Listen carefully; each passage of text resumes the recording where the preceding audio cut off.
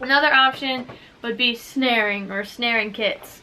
Now in this kit, I have this spool of 20 gauge snare wire, and then I have these, which are engines for a trap. So these are yo-yo traps.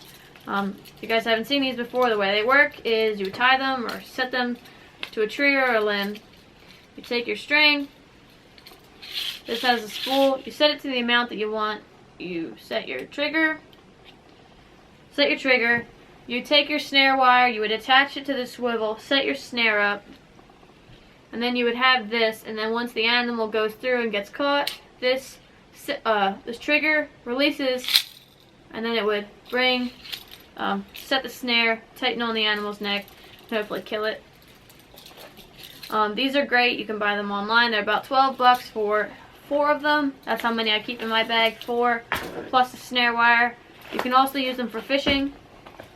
I don't really like to use snares. I mean, they're fine for other people, but for me, I just prefer to set these and leave them. Like I said, they're lightweight. They're pretty easy. I do plan on getting another pouch like this so that I have both of them, and then I can just put that on the outside of my pack, and then when I go out, take it and set it. Also, you could use fishing line for snare wire if you had a thick enough pound braid, but you have to be careful with that because it can cut the animal's neck and possibly sever a lot of its arteries, which honestly the main goal here is to procure your food, but it would just be smarter to carry the snare wire. Keep a piece of beeswax so that you can keep your wire clean and slick, that way it sets better, and also so that it doesn't rust. But you could do that. Now also, you could set snares with bank line. I've seen it been done before, just using the bank line, and this would be for more like possums, raccoons. I wouldn't go for a coyote, but a possum, raccoon, groundhog, maybe even a beaver, something like that. If you needed it, you could use this for that. I got paracord here. The paracord is essentially just so that when I set these traps, I know where they are. So I have orange paracord, and what I do with this is my marker, so I'll mark the tree of where my snare is. Normally I'll just take this and I'll either hang it from it, or I'll take it and I'll use it as my tie-off piece. You can use black paracord, that works just fine too. Or you could use bank line, that's tighter too. This one is waxed. It doesn't have any stretch. Paracord has stretch. You're going to be able to carry more bank line than paracord at a time. Look at this and this.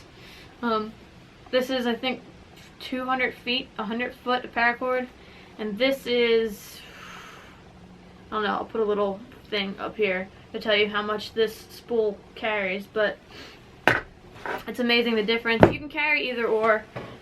Those are just some options. You can carry conibear traps, you can carry foot traps.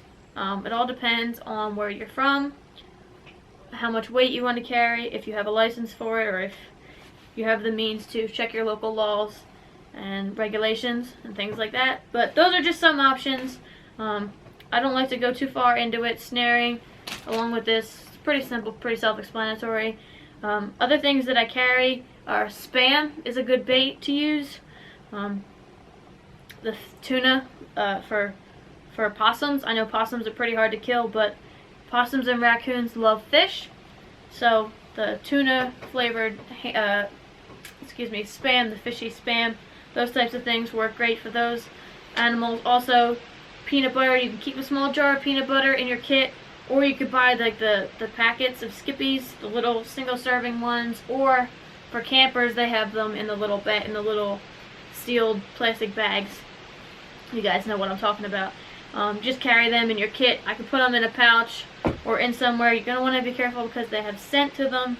Obviously not when they're open, but always be careful if you're in an area where bears are. But those are the things that I keep. Those are some options that we have for our kits. You can carry a weapon. That's up to you guys. Again, know your local laws and listings and regulations and all that good stuff. Make sure you have a blade or a knife that you can use to skin your game. I mostly use my Leatherman to do my skinning and my filleting. Works great. It's essentially just like a razor blade on your knife. The But I use the saw to cut bone. It works pretty dang well. As always, thank you guys for watching, and I will see you in the next video.